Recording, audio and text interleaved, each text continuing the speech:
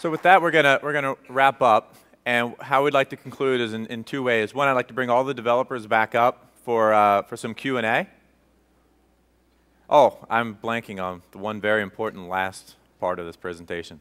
So the one thing that I was almost forgetting was the one challenge that we're having every year with Show Me the Apps is as more and more applications get developed, we're having a very tough time fitting them into Show Me the App. So what we wanted to do just in a quick fashion was to go through a number of the great apps that have been developed, and many of these developers are out on the show floor. So the first example that we have up here is from Outdash Development, and they've built a great application called Soft Lamps. So it's a receptionist application. They've just re-architected it as an air application. So you have your presence, a lot of your features, complete call control. I'm not going to go into all the details here. The guys are on the show floor. They're actually here in about the 4th row. And it's a very, very slick application. They're also doing a lot of other custom development as well. We also have VoIP add-on for ACT. These guys were really one of the first developers to really get active in the program. It was really in the beginning days. It was the Salesforce connector. It was the VoIP add-on. It was the great stuff that Joseph is doing, and now things have really ballooned. And their application, again, integrates with ACT and gives you the call history, click to call, and just a very simple and powerful application. We also have, from Kakapo Systems, a very slick unified messaging, unified communications platform, call control, click to dial, everything right from this very simple app. I think it's an ideal application for really any small to medium business, and the Kakapo guys are, of course, on the show floor as well. Next up, we have really sort of the application that started all of this, is the unified connector. This is available from our marketplace, free of charge. So if you guys have not had an opportunity to hit marketplace.broadsoft.com, definitely encourage you to do that and spend some time demoing those applications. Very easy, if you don't use Salesforce, to get a demo account from them, assign client call control to the user, and you can be up and running with this application in short order. The next one that we have is from another developer that's really been doing a lot of great work on the platform as well, CRM Integration Systems. They have also developed a very powerful tool that integrates BroadWorks with ACT. I got an opportunity to get a demo of this yesterday, and it was very impressive. They're over on the booth in booth 52 on the show floor. So I definitely encourage you guys to check them out as well. And then, of course, you're going to see many more things in terms of tighter integration between BroadSoft and Polycom. And as they're really expanding their APIs and integrating more tightly with us, their productivity suite is just one example, and many more things are to come.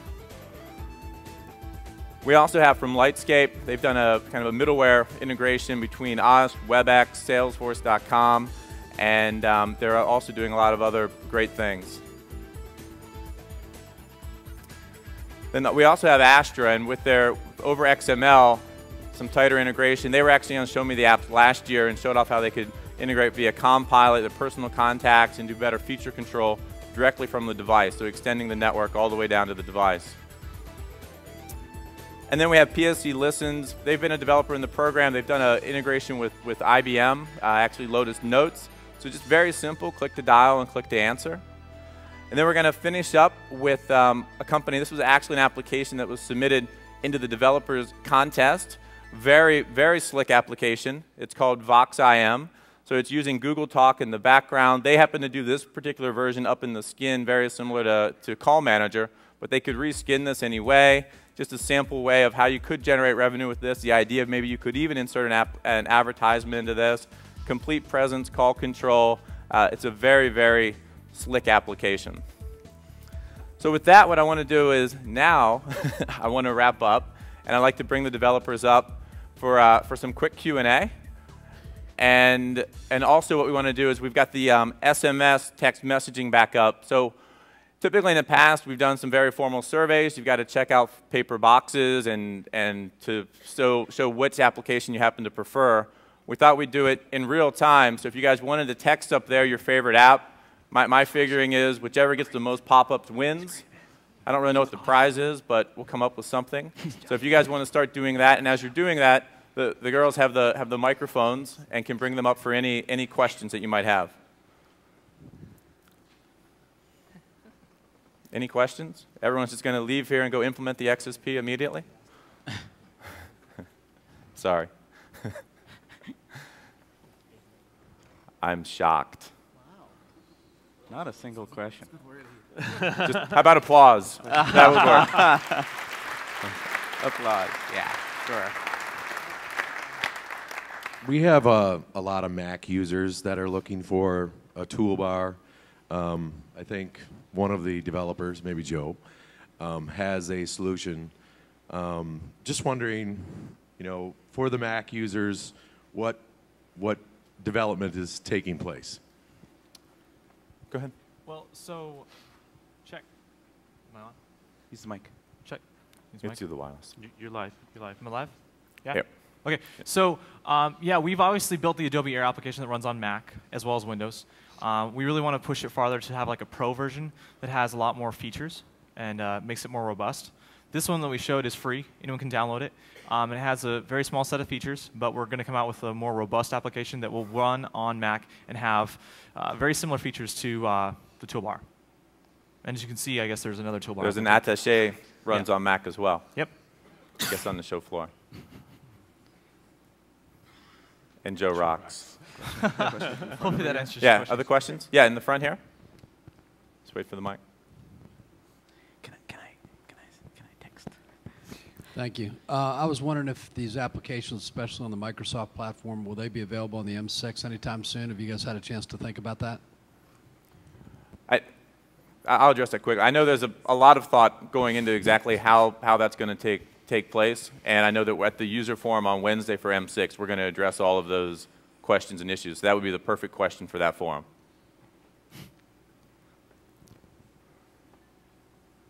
Any other questions? In the middle here?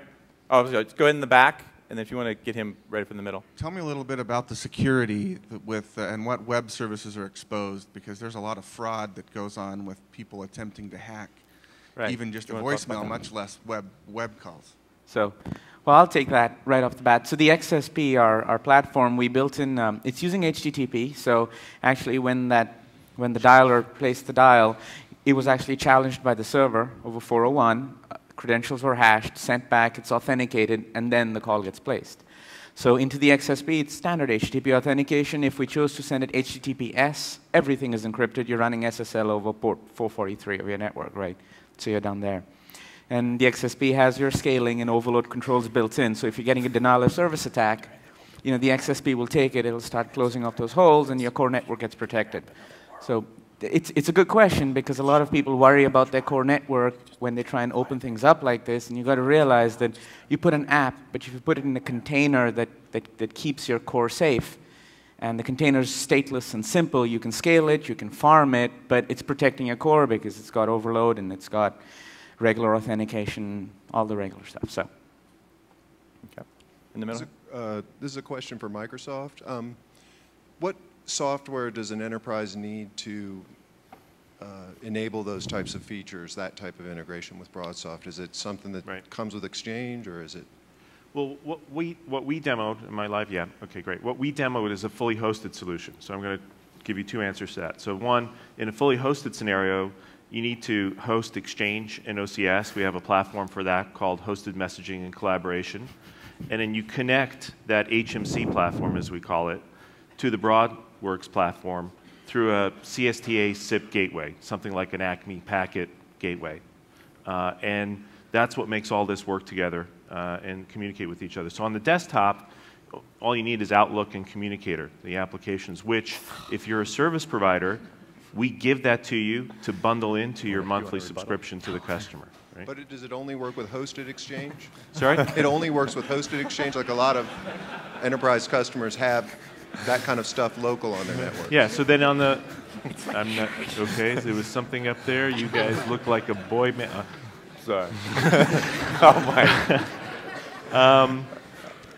So on the premises, right, if you have hosted Exchange on the premises, there are, yeah, sorry, is that No, what I'm saying is that Yeah, a lot of our customers, they Yeah. already have Exchange Yeah, locally exactly. there. So if they have Exchange on the premises, you can make it work with what we call a hybrid scenario. We have BroadWorks in the network, working with Exchange or OCS on the premises, and if you want to talk details as to how you can package something like that, come talk with us. So there's the fully hosted, there's the hybrid, there's the premises where we actually work with, you know, dozens of PBXs out there. So all those scenarios are possible.